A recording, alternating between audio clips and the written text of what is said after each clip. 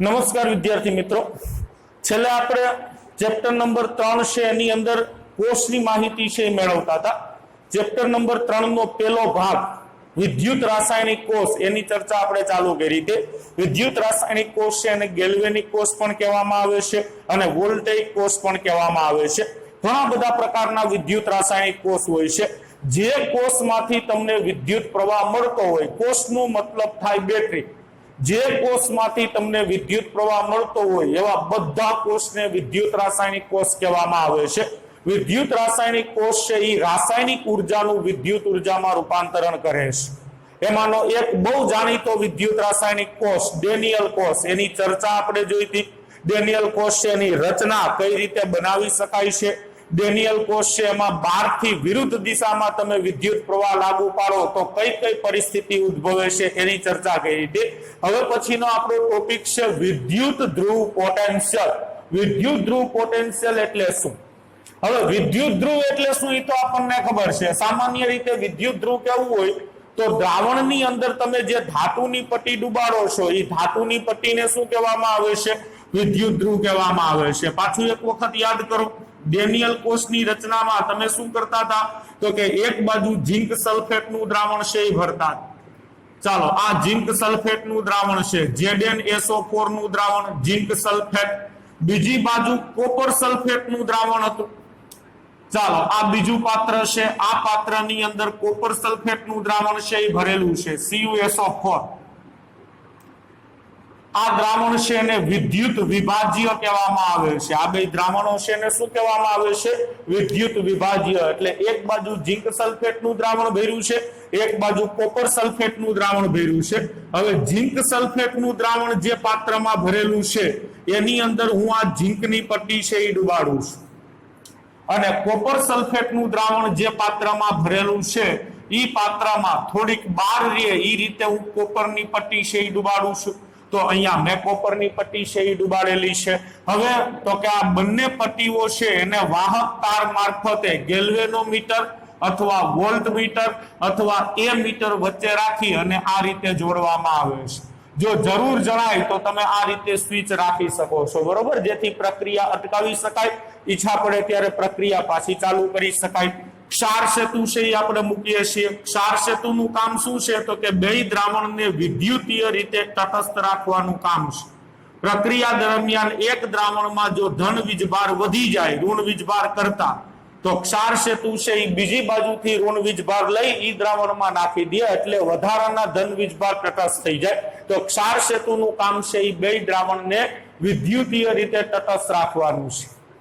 હવે આ કોષ છે એને ડેનિયલ કોષ કહેવામાં આવે છે. જ્યારે ઝિંક સલ્ફેટ અને કોપર સલ્ફેટમાં ઝિંકની અને કોપરની પટ્ટી ડુબાડીને તમે જે કોષ બનાવો એ કોષને ડેનિયલ કોષ કહેવામાં આવે છે. ડેનિયલ કોષ એક પ્રકારનો વિદ્યુત રાસાયણિક કોષ છે. હવે ZnSO4 ધરાવતા દ્રાવણમાં Zn2+ હાજર હોય છે અને CuSO4 ધરાવતા દ્રાવણમાં Cu2+ હાજર હોય છે. બંને આયનીય સંયોજન છે અને આયનીય સંયોજન હોવાથી પાણીમાં એનું આયનીકરણ થવાનું જ છે. એટલે બે પદાર્થો પાણીમાં આયનીકરણ પામ્યા હોય અને આયન સ્વરૂપે હોય છે. આ સલ્ફેટ હોય છે, આમાં સલ્ફેટ આયન હોય, આમાં સલ્ફેટ આયન હોય છે. હવે અહીંયા આપણે વિદ્યુત વિભાજ્ય દ્રાવણમાં જે ધાતુની પટ્ટી ડુબાડીએ છીએ એ ધાતુની પટ્ટીને સામાન્ય રીતે વિદ્યુત ધ્રુવ કહેવામાં આવે છે અને દ્રાવણ છે એને વિદ્યુત વિભાજ્ય કહેવામાં આવે છે. આવા શબ્દો યાદ રાખજો ભાઈ. વર્ણનમાં વિદ્યુત ધ્રુવ શબ્દ આવે તો સમજી જવું કે કોષની રચનામાં વિદ્યુત વિભાજ્ય દ્રાવણમાં જે ધાતુની પટ્ટી ડુબાડવામાં આવે છે એને વિદ્યુત ધ્રુવ કહેવાય છે. અને વિદ્યુત વિભાજ્ય શબ્દ આવે તો કોષની રચનામાં તમે જે દ્રાવણનો ઉપયોગ કરો છો એ દ્રાવણને વિદ્યુત વિભાજ્ય કહેવામાં આવે છે. એટલે આ બે શબ્દો છે એ ભાઈ વારંવાર આવશે એટલે આને મગજમાં રાખજો, વિદ્યુત ધ્રુવ અને વિદ્યુત વિભાજ્ય. હવે આપણો પ્રશ્ન જુઓ શું છે. આપણો પ્રશ્ન છે વિદ્યુત ધ્રુવ પોટેન્શિયલ. આ વિદ્યુત ધ્રુવ પોટેન્શિયલ એટલે શું? હવે જ્યારે તમે કોઈ વિદ્યુત ધ્રુવ છે અને વિદ્યુત વિભાજ્ય દ્રાવણની અંદર ડુબાડો ત્યારે અહીંયા બે પ્રક્રિયાઓ છે એ શરૂ થાય છે. કોઈ પણ વિદ્યુત ધ્રુવ હોય એને અનુરૂપ ક્ષારના દ્રાવણમાં ડુબાડો એટલે બે પ્રક્રિયા છે એ ચાલુ થાય છે. હવે દ્રાવણમાં શું છે ભાઈ? Zn2+ છે અને આ સળિયો શેનો બનેલો છે? ઝીંક પરમાણુઓનો.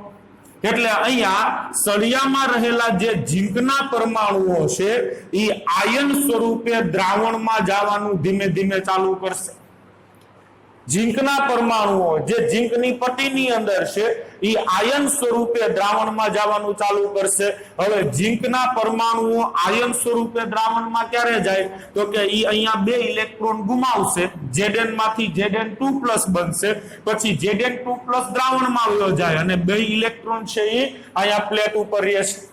હવે જો આ પ્રોસેસ આમણે હાલતી રહે તો આ પ્લેટ છે એ કેવી બને? ઋણ વીજભારિત બને. શું કામ? કારણ કે પ્લેટની અંદર ઝીંકના પરમાણુઓ છે ઈ જ્યારે દ્રાવણમાં જાય છે ત્યારે ઝીંક સ્વરૂપે નહીં, ઝીંક આયન સ્વરૂપે જાય છે. હવે આયન બને કઈ રીતે? તો કે ઝીંકના પરમાણુઓ બે ઇલેક્ટ્રોન ગુમાવશે અને બે ઇલેક્ટ્રોન ગુમાવી ઝીંક આયન સ્વરૂપે દ્રાવણમાં જશે. હવે ઈ બે ઇલેક્ટ્રોન તો પ્લેટમાં જ રહે ને, એ તો દ્રાવણમાં નથી જતા. દ્રાવણમાં કોણ જાય છે? ઝીંક આયન. તો એને ગુમાવેલા બે ઇલેક્ટ્રોન પ્લેટ ઉપર જ રહેશે. હવે આમ ધીમે ધીમે જો પ્લેટમાં ઇલેક્ટ્રોનનું પ્રમાણ વધતું જાય તો ઇલેક્ટ્રોનનો વીજભાર કેવો છે ભાઈ? ઋણ વીજભાર છે. એટલે જો આ પ્રોસેસ છે એ કન્ટિન્યુ ચાલુ રહે તો ઝીંકની પટ્ટી છે એ ઋણ વીજભારિત બને. ચાલો, ઝીંકની પટ્ટી કેવી બને? ઋણ વીજભારિત બને. અને દ્રાવણમાં શું થાય છે ભાઈ? Zn2+ જાય છે. હવે તમે જ્યારે દ્રાવણ બનાવ્યું ત્યારે દ્રાવણમાં ઝીંક આયન અને સલ્ફેટ આયન બરાબર હતા, બરોબર છે? કારણ કે આપણે 1 મોલ ZnSO4 તમે દ્રાવણમાં ઉમેર્યો હોય તો 1 મોલ ઝીંક આયન બન્યા હોય અને 1 મોલ સલ્ફેટ આયન બન્યા હોય. એટલે જેટલા ઝીંક આયન હોય એટલા જ શું હોય? સલ્ફેટ આયન હોય. એટલે દ્રાવણ વિદ્યુતીય રીતે તટસ્થ હોય. એ કોઈ ધન વીજભાર કે ઋણ વીજભાર વધારાના ન હોય. જેટલો Zn2+ એટલા જ સલ્ફેટ આયન. ક્યારે? જ્યારે આપણે દ્રાવણ બનાવીએ છીએ ત્યારે. હવે આ પ્રક્રિયા જો ચાલુ થાય તો ધીમે ધીમે ઝીંકના સળિયામાંથી ઝીંકના આયન દ્રાવણમાં જતા જાય તો દ્રાવણમાં Zn2+ ની સંખ્યા વધતી જશે. સલ્ફેટ તો એટલા ને એટલા રહેવાના છે ને, સલ્ફેટમાં તો કોઈ ફેરફાર નથી થવાનો, પણ પટ્ટીમાંથી Zn2+ આયનો જો દ્રાવણમાં આવતા જાય તો દ્રાવણમાં Zn2+ ની સંખ્યા વધતી જાય અને દ્રાવણમાં જો ધન આયનની સંખ્યા વધતી જાય તો દ્રાવણ છે એ ધન વીજભારિત બને. એટલે જો આ પ્રક્રિયા છે એ સતત ચાલુ રહે તો ઝીંકની પટ્ટી છે એ ઋણ વીજભારિત બનતી જાય અને દ્રાવણ છે એ ધન વીજભારિત બનતું જાય છે. પણ આ પ્રક્રિયાની સાથે સાથે એક બીજી પ્રક્રિયા ચાલુ થાય છે. જ્યારે તમે ઝીંક સલ્ફેટના દ્રાવણમાં ઝીંકની પટ્ટીને ડુબાડો છો ત્યારે માત્ર આ જ પ્રક્રિયા નથી થતી, હજી એક બીજી પ્રક્રિયા ચાલુ થાય છે. કઈ પ્રક્રિયા ચાલુ થાય છે? તો કે દ્રાવણમાં રહેલા Zn2+ આયનો છે એ ઝીંકની પટ્ટી ઉપર આવે છે. શું કામ? કારણ કે ઝીંકની પટ્ટી ઇલેક્ટ્રોન ધરાવતી ઋણ વીજભારિત થઈને એટલે ધન આયનો છે એ પાછા પટ્ટી તરફ આકર્ષાશે. એટલે Zn2+ આયનો છે એ ઝીંકની પટ્ટી ઉપર આવશે, જ્યાંથી બે ઇલેક્ટ્રોન મેળવીને કેમાં ફેરવાશે? ઝીંકમાં ફેરવાશે અને એ સીધા પટ્ટી ઉપર ચોંટી જશે. એટલે આની સાથે સાથે જ આ પ્રક્રિયા છે એ ચાલુ થઈ જશે. દ્રાવણમાં રહેલા Zn2+ આયનો ઝીંકની પટ્ટી ઉપર આવી જાય છે. ઝીંકના પરમાણુ ક્યાં જાય છે?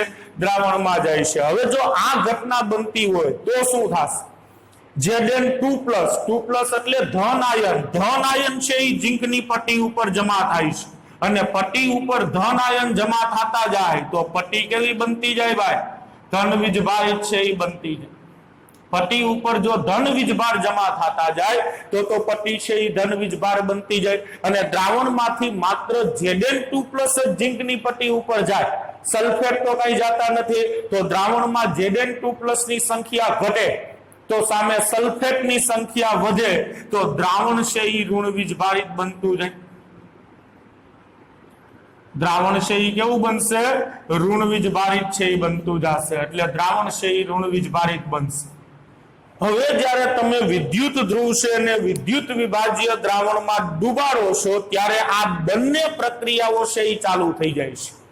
ધાતુ પરમાણુઓ છે એ ધાતુ આયન સ્વરૂપે દ્રાવણમાં જવાની વૃત્તિ ધરાવે છે, જેના લીધે વિદ્યુત ધ્રુવ છે એ ઋણ વીજભારિત બને છે અને સાથે સાથે જ દ્રાવણમાં રહેલા ધાતુ આયન ધાતુ સ્વરૂપે પટ્ટી પર જમા થાય છે, જેના કારણે પટ્ટી છે એ ધન વીજભારિત બનતી જાય છે, દ્રાવણ છે એ ઋણ વીજભારિત બનતું જાય છે। સાંભળજો, દરેક વિદ્યુત ધ્રુવની સપાટી પર દ્રાવણમાં રહેલા ધાતુ આયન એ ધાતુ સ્વરૂપે જમા થવાનું વલણ ધરાવે છે અને વિદ્યુત ધ્રુવને ધન વીજભારિત બનાવવાનો પ્રયત્ન કરે છે। દ્રાવણમાં રહેલા ધાતુ આયન છે એ ધાતુની પ્લેટ પર જમા થવાનું વલણ ધરાવે છે અને પટ્ટીને ધન વીજભારિત બનાવવાનો પ્રયત્ન કરે છે। એ જ સમયે વિદ્યુત ધ્રુવના ધાતુ પરમાણુ આયન સ્વરૂપે દ્રાવણમાં જવાનું વલણ ધરાવે છે। તે વિદ્યુત ધ્રુવની સપાટી પર ઇલેક્ટ્રોન છોડીને દ્રાવણમાં જાય છે, તેથી તે વિદ્યુત ધ્રુવને ઋણ વીજભારિત બનાવવાનો પ્રયત્ન કરે છે। એટલે જ્યારે આ પ્રક્રિયા બનતી હોય, આ પ્રક્રિયા ચાલુ હોય ત્યારે ભેગી ભેગી કઈ પ્રક્રિયા થતી હોય તો કે વિદ્યુત ધ્રુવની અંદર જે ધાતુના પરમાણુ હોય એ પ્લેટ ઉપર જ ઇલેક્ટ્રોન છોડી આયનમાં ફેરવાય અને દ્રાવણમાં જવાનો પ્રયત્ન કરે છે। એટલે જ્યારે તમે વિદ્યુત વિભાજ્યમાં વિદ્યુત ધ્રુવ ડુબાડો છો ત્યારે આ બંને પ્રક્રિયા છે એ ચાલુ થઈ જાય છે। એક સમય એવો આવે કે આ બે પ્રક્રિયા વચ્ચે સંતુલન સ્થપાય છે, બરોબર? સંતુલન સ્થપાય છે ત્યારે શું થાય છે તો કે આ બે માંથી એક પ્રક્રિયા વધુ પ્રમાણમાં થતી હોય છે અને બીજી પ્રક્રિયા ઓછા પ્રમાણમાં થતી હોય છે। એટલે જ્યારે સંતુલન સ્થપાય ત્યારે બે શક્યતા છે। ધારો કે આ પ્રક્રિયા 60% થઈ છે અને આ 40% થઈ છે, બરોબર? જ્યારે સંતુલન સ્થપાય છે ત્યારે ધારી લો કે આ પ્રક્રિયા 60% થઈ છે અને આ પ્રક્રિયા 40% થઈ છે, તો સંતુલન સમયે પટ્ટી કેવી બનેલી હોય તો કે ભાઈ જે પ્રક્રિયા વધુ પ્રમાણમાં થઈ હોય એની અસર લાગે તો પટ્ટી છે એ ઋણ વીજભારિત બનેલી હોય અને દ્રાવણ છે એ ધન વીજભારિત બનેલું હોય છે। પણ આનાથી ઊંધું ધારી લો કે આ પ્રક્રિયા 60% થઈ છે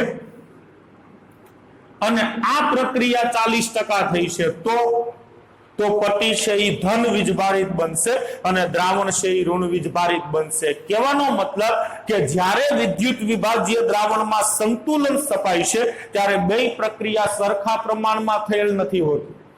એક પ્રક્રિયા વધુ પ્રમાણમાં થયેલ હોય છે અને એક પ્રક્રિયા ઓછા પ્રમાણમાં થયેલ હોય છે। હવે કઈ પ્રક્રિયા વધુ પ્રમાણમાં થશે અને કઈ પ્રક્રિયા ઓછા પ્રમાણમાં થશે એનો આધાર તમે કઈ ધાતુનો વિદ્યુત ધ્રુવ લીધો છે એના ઉપર હોય છે। બધી ધાતુની સક્રિયતા એક સરખી ન હોય। જો ધાતુની સક્રિયતા વધારે હશે, વધુ સક્રિય ધાતુનો તમે વિદ્યુત ધ્રુવ લીધો હશે તો ધાતુ છે એ વધુ પ્રમાણમાં ઇલેક્ટ્રોન ગુમાવશે, ધન આયનને દ્રાવણમાં મોકલશે। દાખલા તરીકે ઝીંક પોતે સક્રિય ધાતુ છે એટલે ઝીંકમાં આ પ્રક્રિયા છે એ વધુ થાય। પણ જો ધાતુની સક્રિયતા ઓછી હોય, ઇલેક્ટ્રોન ગુમાવવાની વૃત્તિ ઓછી હોય તો ઈ ધાતુ છે એ ધાતુ આયન સ્વરૂપે વધુ પ્રમાણમાં દ્રાવણમાંથી પટ્ટી ઉપર જમા થશે। કોપરની અંદર આ પ્રક્રિયા છે એ વધુ થાય છે। એટલે ઝીંક છે એ સક્રિય ધાતુ છે તો ઝીંકમાં ઉપરની પ્રક્રિયા વધુ પ્રમાણમાં થાય છે, જ્યારે કોપર છે એની સક્રિયતા ઓછી છે તો કોપરમાં નીચેની પ્રક્રિયા છે એ વધુ પ્રમાણમાં થાય છે। ટૂંકમાં કોઈ પણ વિદ્યુત ધ્રુવ છે અને તમે વિદ્યુત વિભાજ્ય દ્રાવણમાં ડુબાડો ત્યારે સંતુલન સમયે બે માંથી એક વીજભાર વિદ્યુત ધ્રુવ ઉપર ઉત્પન્ન થયેલો હોય છે। જો આ ઘટના વધુ પ્રમાણમાં બનશે તો વિદ્યુત ધ્રુવ એટલે કે પટ્ટી ઋણ વીજભારિત બની હશે અને દ્રાવણ ધન વીજભારિત બન્યું હશે। પણ જો આ પ્રક્રિયા વધુ પ્રમાણમાં થઈ હશે તો પટ્ટી ધન વીજભારિત બનેલ હશે અને દ્રાવણ કેવું બનેલું હશે? ઋણ વીજભારિત। કહેવાનો મતલબ કે કોઈ દી વિદ્યુત ધ્રુવ અને વિદ્યુત વિભાજ્ય બંનેના વીજભાર એક સરખા ન હોય। જો વિદ્યુત ધ્રુવ ધન વીજભારિત હોય તો પટ્ટી છે એ ઋણ વીજભારિત હોય, વિદ્યુત વિભાજ્ય ઋણ વિજભારિત હોય અને જો પટ્ટી ઋણ વિજભારિત હોય તો વિદ્યુત વિભાજ્ય છે એ ધન વિજભારિત હોય છે। હવે વિદ્યુત ધ્રુવ અને વિદ્યુત વિભાજ્ય આ બંને વચ્ચે સંતુલન સમયે જે વીજભારનો તફાવત, જે પોટેન્શિયલનો તફાવત ઉદ્ભવે છે એ પોટેન્શિયલ તફાવતને વિદ્યુત ધ્રુવનો પોટેન્શિયલ કહેવામાં આવે છે। પોટેન્શિયલ એટલે ખ્યાલ છે પોટેન્શિયલ કેને કહેવાય? ફિઝિક્સમાં તમારે આવી ગયું છે।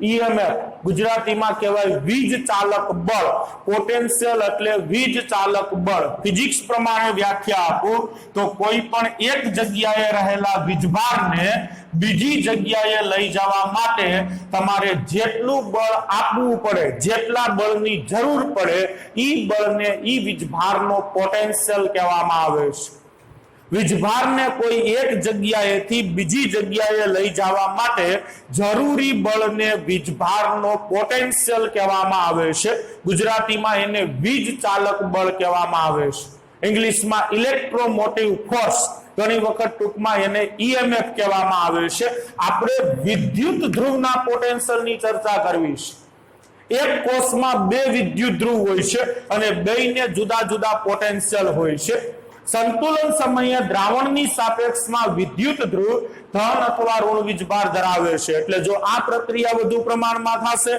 તો વિદ્યુત ધ્રુવ ઋણ વીજભાર ધરાવશે અને આ પ્રક્રિયા વધુ પ્રમાણમાં થશે તો વિદ્યુત ધ્રુવ છે ઈ ધન વીજભાર ધરાવશે દ્રાવણ તો કે દ્રાવણ એની સામે વિરુદ્ધ વીજભાર ધરાવશે विद्युत ध्रुव અને વિદ્યુત વિભાજ્ય વચ્ચે ઉદ્ભવતા પોટેન્શિયલ તફાવતને વિદ્યુત ધ્રુવ પોટેન્શિયલ કહેવામાં આવે છે એટલે વિદ્યુત ધ્રુવ ઉપર કઈક વીજભાર છે વીજભાર હોય તો પોટેન્શિયલ હોય જ વીજભારને એક જગ્યાએથી બીજી જગ્યાએ લઈ જવા માટેનું જરૂરી બળ એને શું કહેવાય પોટેન્શિયલ હવે આ વીજભારિત બનશે તો એને કઈક પોટેન્શિયલ હશે સામે દ્રાવણ વીજભારિત બન્યું છે તો એને કઈક પોટેન્શિયલ હશે હવે આ બે વચ્ચે જે પોટેન્શિયલનો તફાવત હોય છે ઈ પોટેન્શિયલ તફાવતને આ વિદ્યુત ધ્રુવ છે એનો પોટેન્શિયલ કહેવામાં આવે છે વિદ્યુત ધ્રુવ પોટેન્શિયલ વિદ્યુત ધ્રુવની ઇલેક્ટ્રોન સ્વીકારવાની વૃત્તિના માપને હવે જુઓ ધારો કે મારી પાસે ઝીંકની પટ્ટી છે તો ઝીંકની પટ્ટીને કેવી વૃત્તિ હોય ઇલેક્ટ્રોન ગુમાવવાની વૃત્તિ હોય કે ઇલેક્ટ્રોન સ્વીકારવાની વૃત્તિ હોય ઝીંકની પટ્ટી છે અને કેવી વૃત્તિ હોય કેવા લક્ષણ હોય ઝીંકની પટ્ટીને ઇલેક્ટ્રોન ગુમાવવાના કે ઇલેક્ટ્રોન સ્વીકારવાના તો અહીંયા જુઓ ઝીંક પાસે બે વલણ હોય છે ઝીંક છે એ ઇલેક્ટ્રોન ગુમાવીને ઝીંક આયન બનાવી શકે છે અને દ્રાવણમાં રહેલો ઝીંક આયન ઇલેક્ટ્રોન સ્વીકારીને ઝીંક પરમાણુ બનાવી શકે છે એટલે કોઈ પણ ધાતુ ખાલી ઝીંક નહીં કોઈ પણ ધાતુ હોય એને ઇલેક્ટ્રોન સ્વીકારવાની વૃત્તિ હોય છે અને ઇલેક્ટ્રોન ગુમાવવાની વૃત્તિ હોય છે આ બંને વૃત્તિ સરખી ન હોય એક વૃત્તિ વધુ હોય તો બીજી વૃત્તિ છે એ ઓછી હોય છે એટલે દરેક ધાતુ દરેક વિદ્યુત ધ્રુવ બે પ્રકારની વૃત્તિ છે એ ધરાવતા હોય છે દરેક વિદ્યુત ધ્રુવને બંને પ્રકારની વૃત્તિ હોય છે ઇલેક્ટ્રોન સ્વીકારવાની વૃત્તિ હોય છે અને ઇલેક્ટ્રોન ગુમાવવાની વૃત્તિ હોય છે હવે એક વૃત્તિ વધારે હોય તો બીજી વૃત્તિ છે એ ઓછી હોય બે સરખી નો દાખલા તરીકે જો ઝીંકની ઇલેક્ટ્રોન સ્વીકારવાની વૃત્તિ વધારે હોય તો ઇલેક્ટ્રોન ગુમાવવાની વૃત્તિ ઓછી હોય અને જો ઝીંકની ઇલેક્ટ્રોન ગુમાવવાની વૃત્તિ વધારે હોય તો ઇલેક્ટ્રોન સ્વીકારવાની વૃત્તિ ઓછી હોય એટલે સામાન્ય રીતે જે સક્રિય ધાતુ હોય ને વધારે પ્રમાણમાં ધાતુ ગુણ ધરાવતી હોય એવી એ સક્રિય ધાતુને ઇલેક્ટ્રોન ગુમાવવાની વૃત્તિ છે એ વધારે હોય માય મિસ્ટેક સરખું લખી નાખ્યું મેં ઇલેક્ટ્રોન ગુમાવવાની વૃત્તિ હવે જે સક્રિય ધાતુ હોય ને સક્રિય ધાતુ તો સક્રિય ધાતુ છે એને ઇલેક્ટ્રોન ગુમાવવાની વૃત્તિ વધારે હોય છે તો ઓટોમેટિક ઇલેક્ટ્રોન સ્વીકારવાની વૃત્તિ કેવી થાય ઓછી થાય અને ઓછી સક્રિય ધાતુ હોય તો એને ઇલેક્ટ્રોન સ્વીકારવાની વૃત્તિ વધારે હોય છે ઇલેક્ટ્રોન ગુમાવવાની વૃત્તિ ઓછી હોય એટલે યાદ રાખજો દરેક વિદ્યુત ધ્રુવ તમે દ્રાવણમાં જે ધાતુનો સળિયો ડુબાડો છો એ દરેક વિદ્યુત ધ્રુવને બે પ્રકારની વૃત્તિ હોય છે ઇલેક્ટ્રોન ગુમાવવાની વૃત્તિ હોય છે અને ઇલેક્ટ્રોન સ્વીકારવાની વૃત્તિ હોય છે હા બે વૃત્તિ સરખી નો જો ઇલેક્ટ્રોન ગુમાવવાની વૃત્તિ વધુ હોય તો ઇલેક્ટ્રોન સ્વીકારવાની વૃત્તિ ઓછી હોય અને ઇલેક્ટ્રોન સ્વીકારવાની વૃત્તિ વધુ હોય તો ઇલેક્ટ્રોન ગુમાવવાની વૃત્તિ ઓછી હોય હવે કોઈ પણ વિદ્યુત ધ્રુવ છે એની ઇલેક્ટ્રોન ગુમાવવાની જે વૃત્તિ છે એને ઈ વિદ્યુત ધ્રુવનો ઓક્સિડેશન પોટેન્શિયલ કહેવામાં આવે છે યાદ રાખજો ઇલેક્ટ્રોન ગુમાવવો એટલે શું ભાઈ ઓક્સિડેશન ઇલેક્ટ્રોન ગુમાવવો એટલે ઓક્સિડેશન કોઈ પણ વિદ્યુત ધ્રુવ છે એની ઇલેક્ટ્રોન ગુમાવવાની વૃત્તિનું જે માપ છે ઈ માપને ઈ વિદ્યુત ધ્રુવનો ઓક્સિડેશન પોટેન્શિયલ કહેવામાં આવે છે એને ઈ ઓક્સી આ રીતે લખવામાં આવે છે ઈ ઓક્સી એટલે પાછી વ્યાખ્યા બોલું છું યાદ રાખજો વિદ્યુત ધ્રુવની ઇલેક્ટ્રોન ગુમાવવાની વૃત્તિના માપને તે વિદ્યુત ધ્રુવનો ઓક્સિડેશન પોટેન્શિયલ કહેવામાં આવે છે અને ઈ ઓક્સિડેશન પોટેન્શિયલ ને ઈ ઓક્સી આ રીતે લખવામાં આવે છે અથવા ઈ એમ પ્લસ આ રીતે લખવામાં આવે છે દાખલા તરીકે ઝીંકનો મારે ઓક્સિડેશન પોટેન્શિયલ લખવું હોય તો ઝીંકનો ઓક્સિડેશન પોટેન્શિયલ આમ લખાય ઈ Zn2+. આ શું બતાવે તો કે Zn માંથી Zn2+ બનવાનું વલણ કેટલું છે Zn માંથી Zn2+ ક્યારે બને ભાઈ ઝીંક ઇલેક્ટ્રોન ગુમાવે ત્યારે ને તો ઝીંકનું ઇલેક્ટ્રોન ગુમાવવાનું વલણ કેટલું છે એ આ મૂલ્ય ઉપરથી ખબર પડે છે એવી જ રીતે ઝીંકની અથવા કોઈ પણ વિદ્યુત ધ્રુવની ઇલેક્ટ્રોન સ્વીકારવાની જે વૃત્તિ છે ઈ વૃત્તિના માપને વિદ્યુત ધ્રુવનો રિડક્શન પોટેન્શિયલ કહેવામાં આવે છે શું કહેવામાં આવે છે રિડક્શન પોટેન્શિયલ શું કામ રિડક્શન પોટેન્શિયલ કીધો ભાઈ રિડક્શન એટલે શું ઇલેક્ટ્રોન સ્વીકાર અને કોઈ પણ વિદ્યુત ધ્રુવની ઇલેક્ટ્રોન સ્વીકારવાની વૃત્તિનું જે માપ હોય ઈ માપને તે વિદ્યુત ધ્રુવનો રિડક્શન પોટેન્શિયલ કહેવામાં આવે છે એને જનરલી ERED ઈ રિડક્શન ઈ રીતે બતાવવામાં આવે છે અથવા તો EMN+M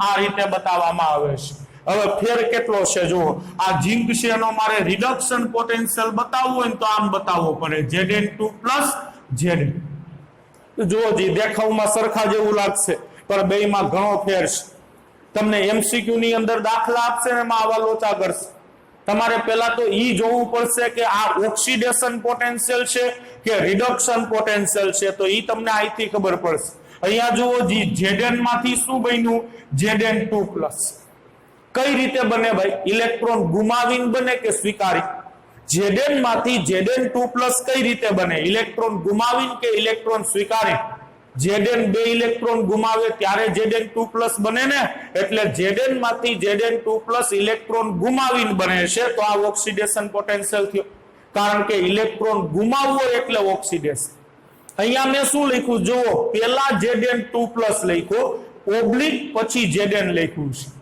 તો આ Zn2+ માંથી Zn કઈ રીતે બને Zn2+ માંથી Zn કઈ રીતે બને ઇલેક્ટ્રોન સ્વીકારે ત્યારે Zn2+ બે ઇલેક્ટ્રોન સ્વીકારશે તો એમાંથી Zn બનશે ને અને ઇલેક્ટ્રોન સ્વીકારવો એટલે રિડક્શન તો આ રિડક્શન પોટેન્શિયલ છે એટલે અહીંયા ખાસ જોજો આ ઓક્સિડેશન પોટેન્શિયલ છે અને આ રિડક્શન પોટેન્શિયલ છે વ્યાખ્યા બોલું છું બેની સાંભળજો વિદ્યુત ધ્રુવોની ઇલેક્ટ્રોન સ્વીકારવાની વૃત્તિની સાપેક્ષ તીવ્રતાને રિડક્શન પોટેન્શિયલ કહે છે અને વિદ્યુત ધ્રુવોની ઇલેક્ટ્રોન ગુમાવવાની વૃત્તિની સાપેક્ષ તીવ્રતાને ઓક્સિડેશન પોટેન્શિયલ છે એ કહેવામાં આવે છે હવે તમે જે દ્રાવણ બનાવ્યું છે ઈ દ્રાવણની સાંદ્રતા 1 મોલર હોય જો દ્રાવણની સાંદ્રતા 1 મોલર હોય અને તમે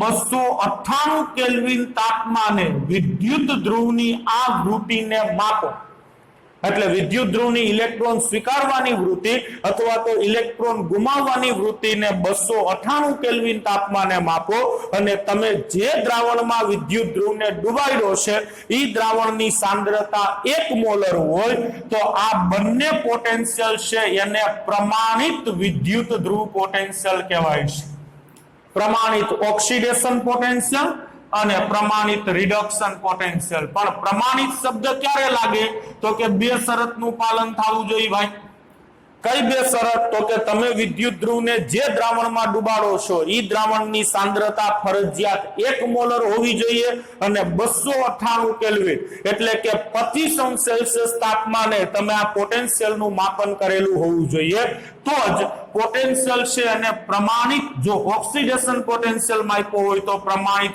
ઓક્સિડેશન પોટેન્શિયલ અને રિડક્શન પોટેન્શિયલ માપ્યો હોય તો એને પ્રમાણિત રિડક્શન પોટેન્શિયલ છે એ કહેવામાં આવે છે.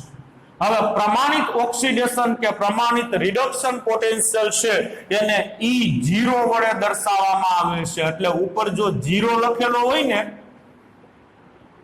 તો સમજી જવું એ પ્રમાણિત પોટેન્શિયલ છે.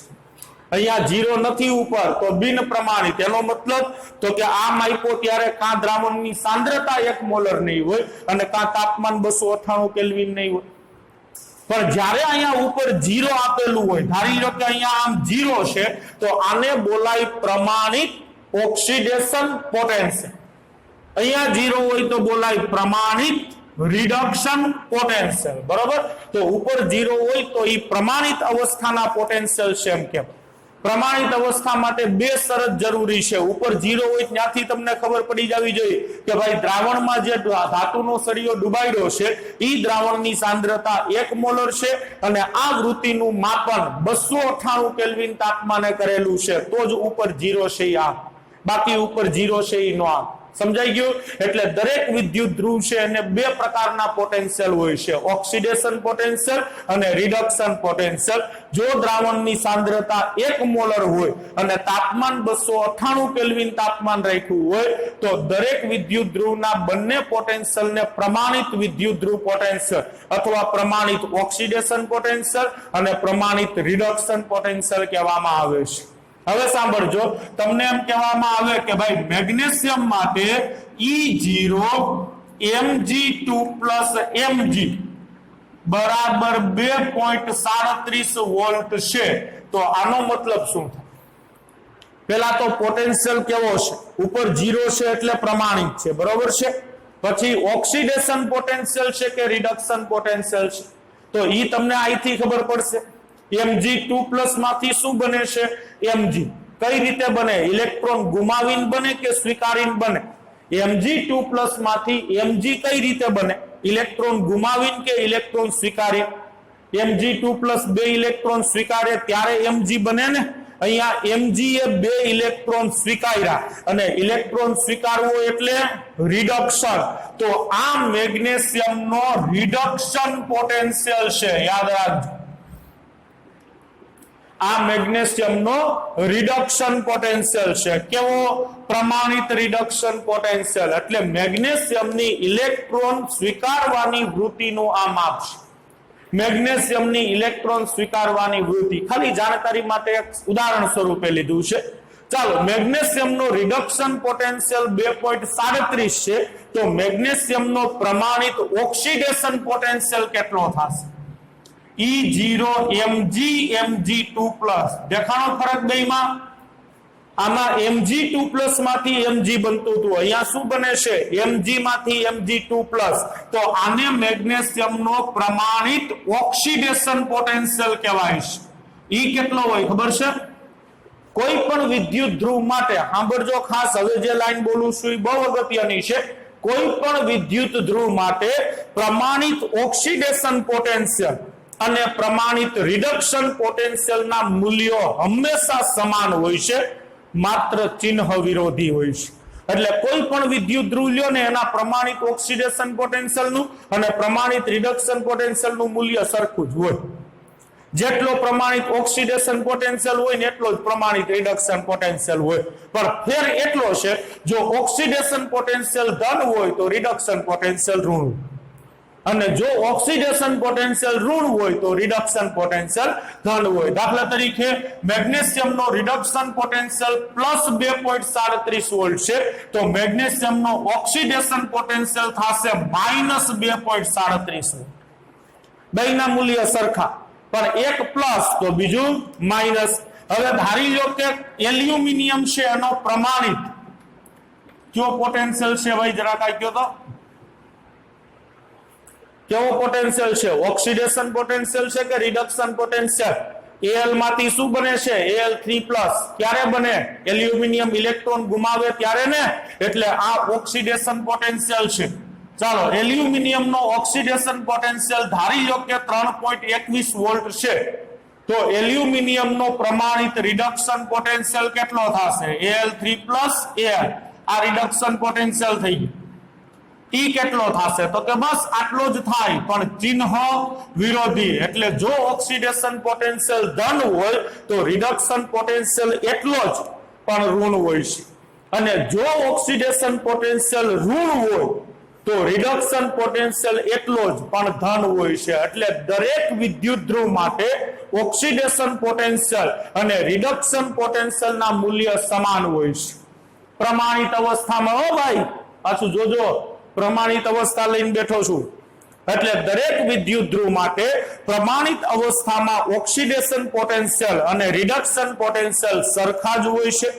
ફેર માત્ર એટલો હોય છે કે એક પોટેન્શિયલ ધન હોય તો બીજો પોટેન્શિયલ છે એ ઋણ હોય છે. હવે પ્રશ્ન શું થતો હતો ખબર છે? જ્યારે વીજ રસાયણની શરૂઆત દુનિયાની અંદર થઈ, બધાય દેશને વીજ રસાયણની માહિતી મળી, એટલે જુદા જુદા દેશના વૈજ્ઞાનિકો છે એ પોતપોતાની રીતે વીજ રસાયણની અંદર સંશોધનો કરવા લાગ્યા, નવી નવી થિયરીઓ છે એ બનાવવા લાગ્યા, નવા નવા સૂત્રો તારવવા લાગ્યા. પણ એમાં એક જગ્યાએ પ્રોબ્લેમ થયો, દરેક વિદ્યુત ધ્રુવને બે પોટેન્શિયલ હોય ને, એક પ્રમાણિત ઓક્સિડેશન પોટેન્શિયલ હોય અને એક પ્રમાણિત રિડક્શન પોટેન્શિયલ હોય. એટલે અમુક દેશના વૈજ્ઞાનિકોએ જે પોતાની થિયરી લખીને એ ઓક્સિડેશન પોટેન્શિયલ ઉપરથી લખી, એટલે દાખલામાં અને સૂત્રમાં બધી ઓક્સિડેશન પોટેન્શિયલનો ઉપયોગ કર્યો.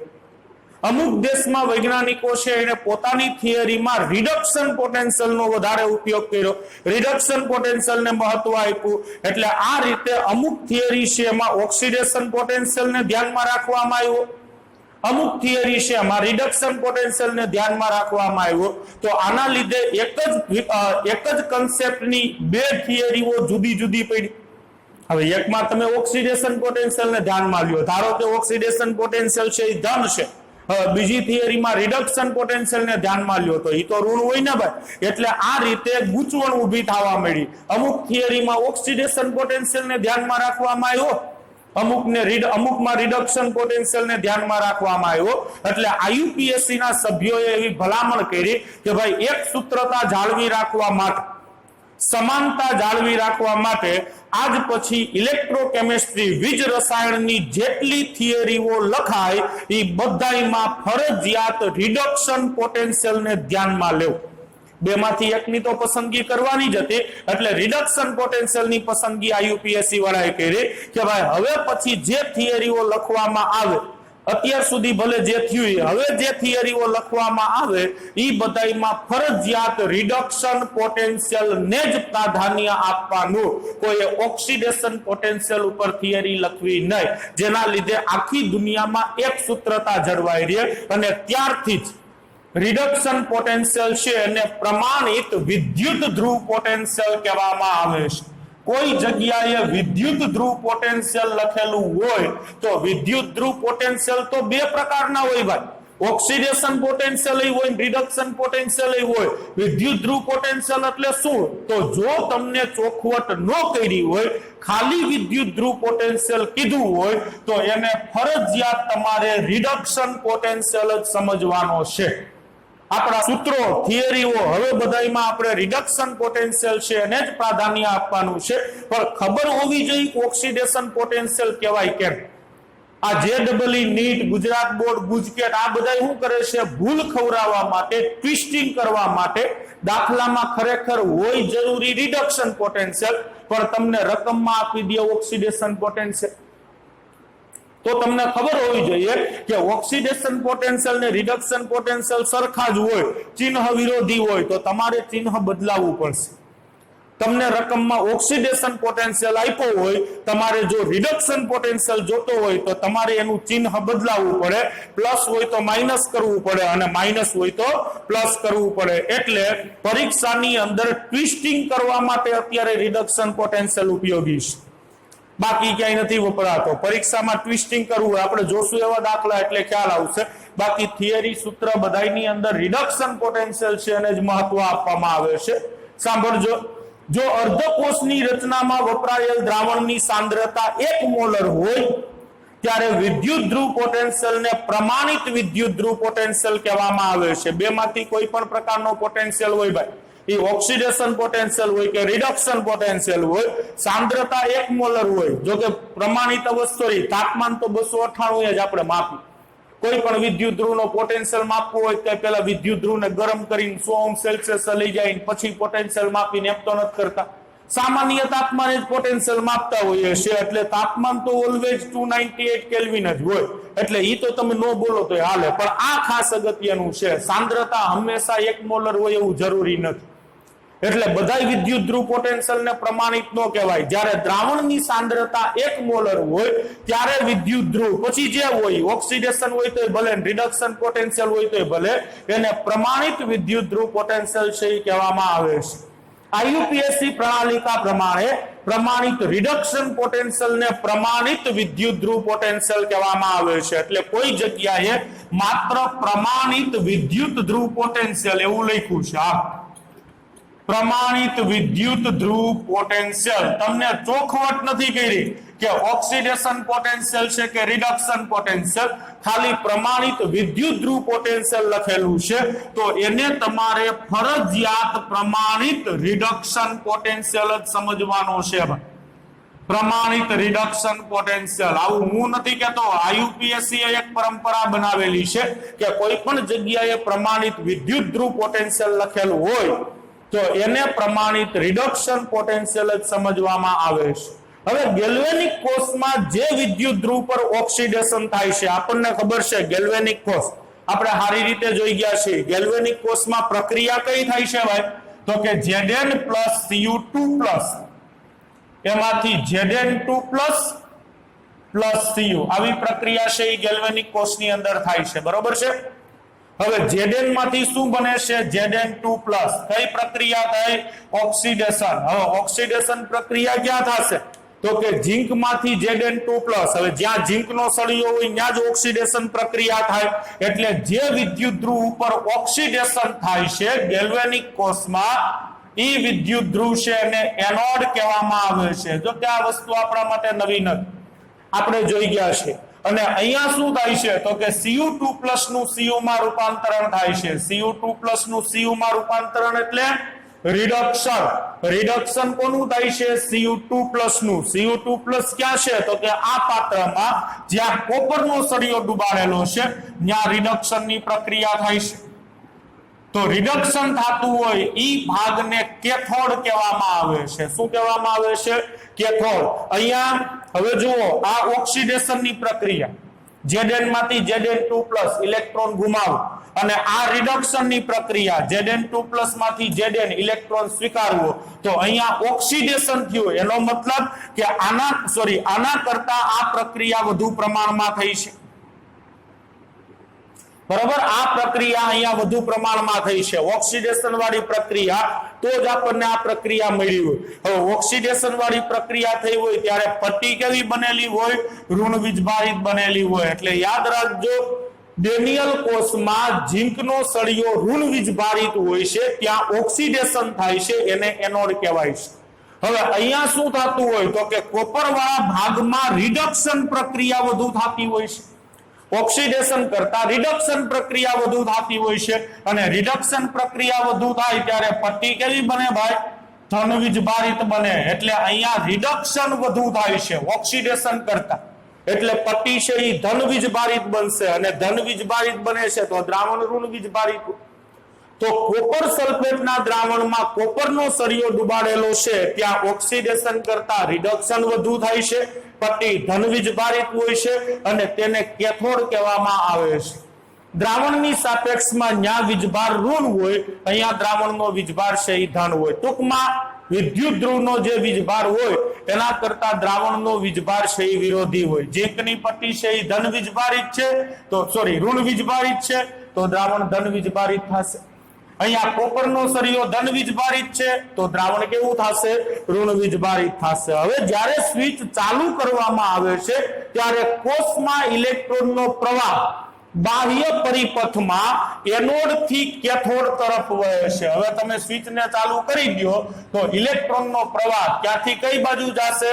એટલે એનોડ થી કેથોડ તરફ ઇલેક્ટ્રોનનો પ્રવાહ છે એ હાલે છે, બરાબર. વિદ્યુત પ્રવાહની દિશા છે એ ઇલેક્ટ્રોનના પ્રવાહની દિશાથી વિરુદ્ધ હોય છે, એટલે વિદ્યુત પ્રવાહની દિશા છે એ કેથોડ થી એનોડ તરફ જશે. એમસીક્યુ માટે ખાસ યાદ રાખજો, જ્યારે પણ વિદ્યુત રાસાયણિક કોષમાં સ્વિચને ચાલુ કરવામાં આવે છે, પ્રક્રિયાઓ શરૂ કરવામાં આવે છે, ત્યારે ઇલેક્ટ્રોનનો પ્રવાહ છે એ હંમેશા એનોડથી કેથોડ તરફ ગતિ કરે છે, જ્યારે વિદ્યુત પ્રવાહ છે એ કેથોડથી એનોડ તરફ ગતિ કરે છે. એટલે એમસીક્યુ માટે આ બે વસ્તુ છે એ ખાસ યાદ રાખજો, બરોબર. તો આ થઈ ગયો વિદ્યુત ધ્રુવ પોટેન્શિયલ અથવા રિડક્શન પોટેન્શિયલ. ખાસ ઓક્સિડેશન પોટેન્શિયલ કેને કહેવાય અને રિડક્શન પોટેન્શિયલ કેને કહેવાય એ ખાસ જોજો. આયા તમને ઓળખતા આવડવું જોઈએ. દાખલામાં આપશે તો તમને ખબર પડી જવી જોઈએ કે કયો ઓક્સિડેશન પોટેન્શિયલ છે અને કયો રિડક્શન પોટેન્શિયલ છે. ક્લિયર?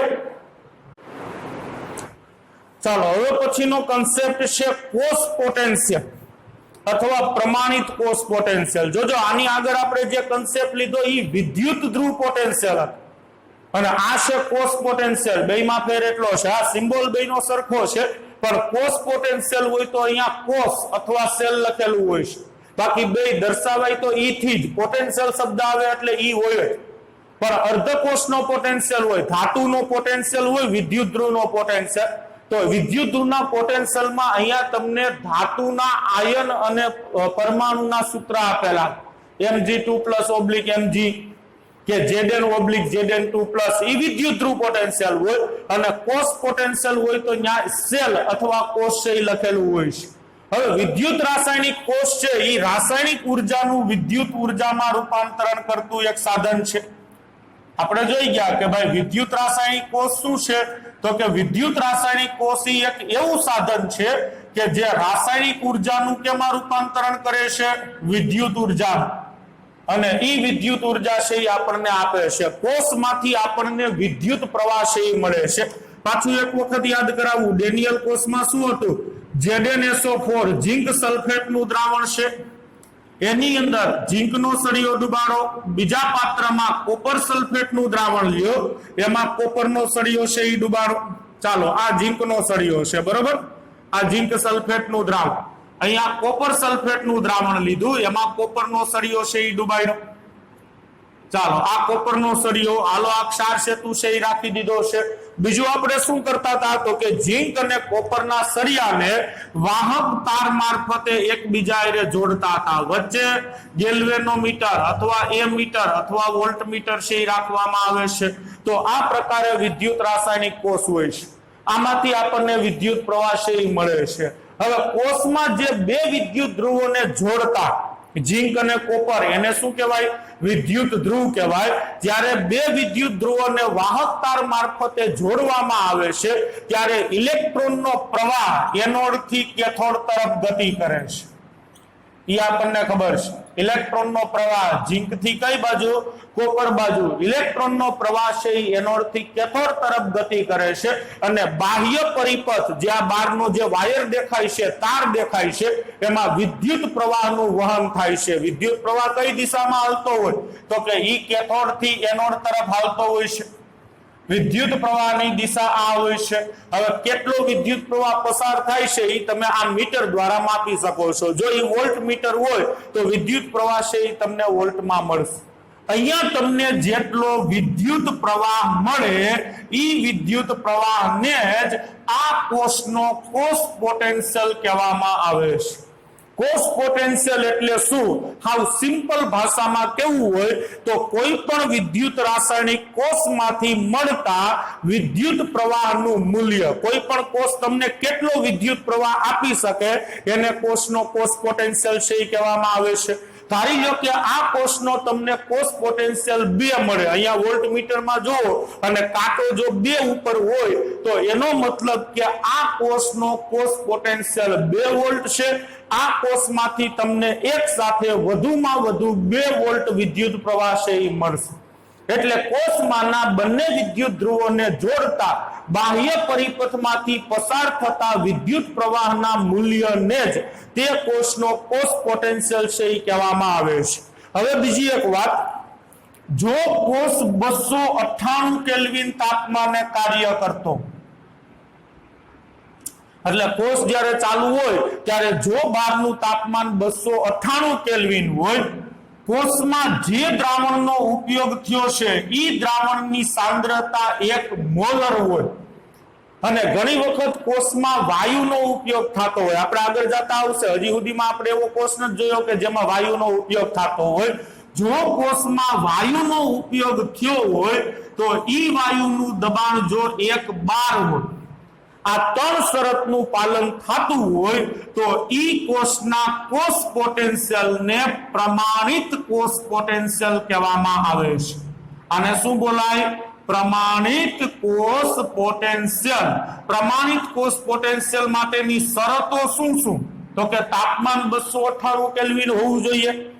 જે દ્રાવણનો ઉપયોગ કરીએ છીએ એ દ્રાવણની સાંદ્રતાઓ 1 મોલર હોવી જોઈએ. અને જો કોષમાં વાયુનો ઉપયોગ થયો, એવું જરૂરી નથી કે બધા કોષમાં વાયુનો ઉપયોગ થાય, પણ ઘણા કોષ એવા આવશે કે એમાં વાયુમય પદાર્થનો ઉપયોગ થશે.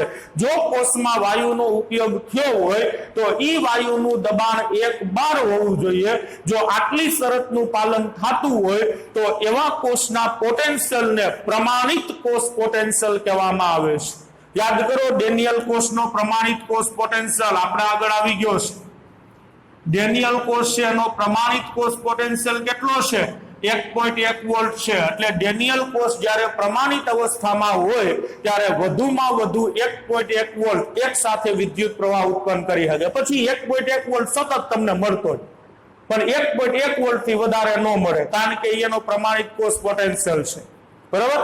કોઈ પણ કોષનો સાચો પોટેન્શિયલ તમારે માપવું હોય, હવે સામાન્ય રીતે અહીંયા તમે વોલ્ટમીટર મૂકી દો એટલે કોષમાંથી જ્યારે વિદ્યુત પ્રવાહ પસાર થશે એટલે વોલ્ટમીટરનો કાંટો તમને બતાવશે કે ભાઈ કેટલા વોલ્ટ વિદ્યુત પ્રવાહનું વહન થાય છે. તો આ રીતે તમને વોલ્ટમીટર દ્વારા કોષ પોટેન્શિયલ મળી જાય. બરોબર? પણ ઈ જે વોલ્ટમીટર કે ગેલ્વેનોમીટરની મદદથી તમે કોષ પોટેન્શિયલ માપો છો એ એક્ઝેક્ટ સાચો કોષ પોટેન્શિયલ હોતો નથી.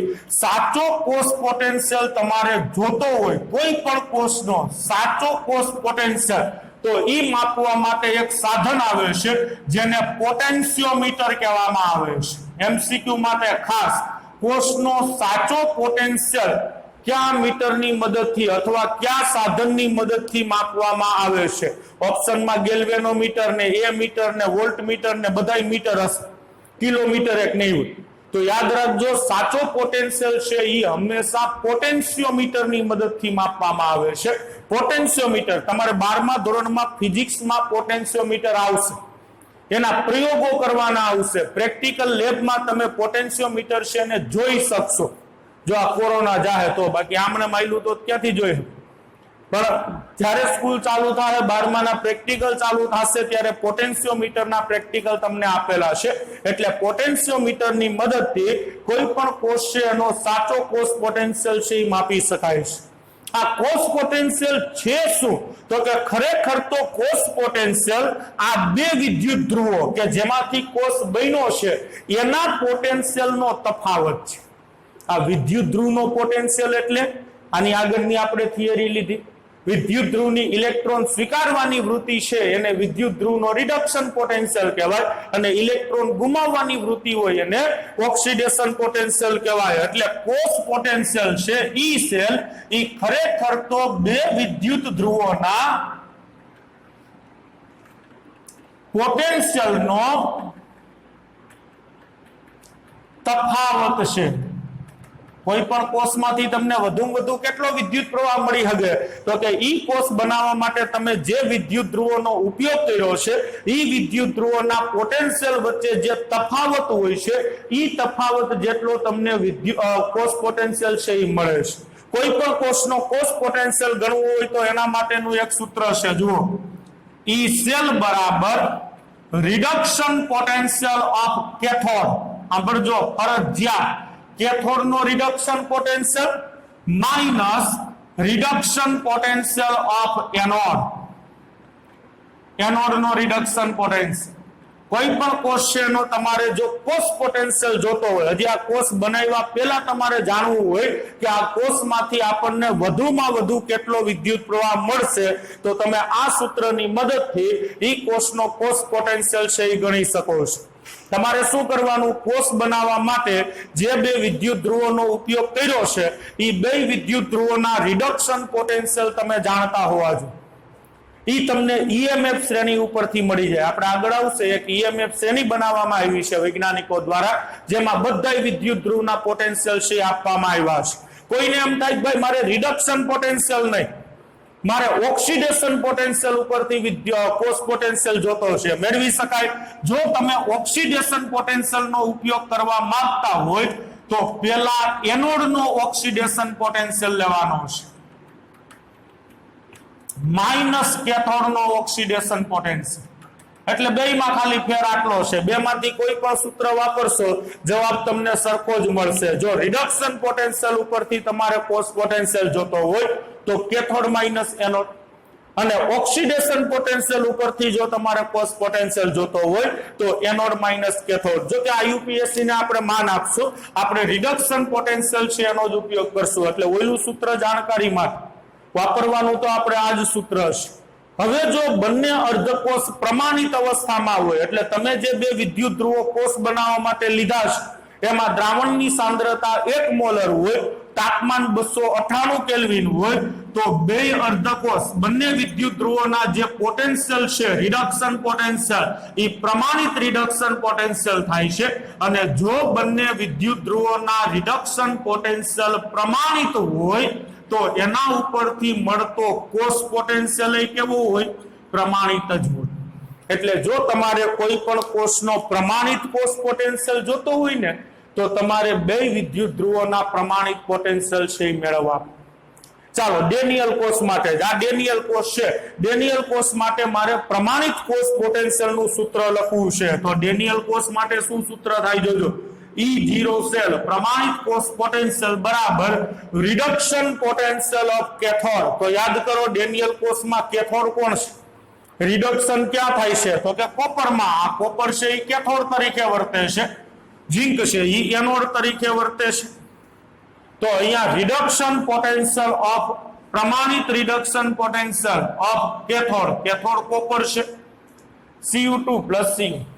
આને કહેવાય કોપરનો પ્રમાણિત રિડક્શન પોટેન્શિયલ. રિડક્શન પ્રક્રિયા થઈને Cu2 માંથી Cu ઇલેક્ટ્રોન સ્વીકારવો, minus reduction potential of anode, anode કોણ છે? ઝિંક. તો E0Zn2 Zn. તો આ સૂત્રની મદદથી તમે ડેનિયલ કોષનો પ્રમાણિત કોષ પોટેન્શિયલ ગણી શકો છો. જો આ પ્રમાણિત તો આ પ્રમાણિત, આ બિન પ્રમાણિત તો આ બિન પ્રમાણિત. એટલે પ્રમાણિત તો બધાય પ્રમાણિત હોય અને બિન પ્રમાણિત તો બધાય બિન પ્રમાણિત હોય. હવે સામાન્ય રીતે કોઈ પણ કોષની તમે આકૃતિ દોરો, સામાન્ય રીતે કહું છું, હંમેશા નહીં, એવો કોઈ નિયમ નથી, પણ કોઈ પણ કોષની આકૃતિ દોરો તો કેથોડ છે એ હંમેશા જમણી બાજુ બતાવાય છે, રાઈટ હેન્ડ સાઈડ, અને એનોડ છે એ ડાબી બાજુ બતાવાય છે, લેફ્ટ હેન્ડ સાઈડ. એટલે જમણી બાજુ કેથોડ બતાવાય છે અને ડાબી બાજુ એનોડ બતાવાય છે. એટલે બુકમાં આપણને આવું સૂત્ર આપ્યું, E cell is equal to E of right hand side. એટલે રાઈટ હેન્ડ સાઈડમાં જે વિદ્યુત ધ્રુવ હોય એનો potential minus E of left hand side. જો પ્રમાણિત હોય તો બધાય પ્રમાણિત. ડાબી બાજુ કોણ હોય? એનોડ. અને જમણી બાજુ કોણ હોય? કેથોડ. તો સૂત્ર આનું આ થયું. ખાલી બતાવવાની પદ્ધતિ છે એ બદલી કે ભાઈ ડાબી બાજુ હોય એનો જમણી બાજુ હોય એનો પ્રમાણિત કોષ પોટેન્શિયલ પહેલા અને ડાબી બાજુ હોય એનો પ્રમાણિત કોષ પોટેન્શિયલ પછી. તો આ રીતે તમે કોઈ પણ કોષ છે એ પ્રમાણિત અવસ્થામાં હોય કે બિન પ્રમાણિત અવસ્થામાં એનો કોષ પોટેન્શિયલ એટલે કે એમાંથી કેટલો વિદ્યુત પ્રવાહ તમને મળશે એ તમે જાણી શકો છો. બરોબર. હવે આ કઈ રીતે મળે? અર્ધ કોષ હોય, અર્ધો કોષ, આ અર્ધો કહેવાય ને, અર્ધો આ બાજુનો, અર્ધો એલી બાજુ. તો અર્ધા કોષનો પોટેન્શિયલ કઈ રીતે મેળવવો નેક્સ્ટ લેક્ચર ની અંદર એની ચર્ચા કરશું. અર્ધ કોષ છે એના પોટેન્શિયલ છે એ કઈ રીતે મેળવી શકાય છે અને ત્યાંથી પછી પાછી થિયરી છે એ આગળ ચલાવશું. બરોબર. અત્યારે અહીંયા સુધી છે એ રાખીએ છીએ.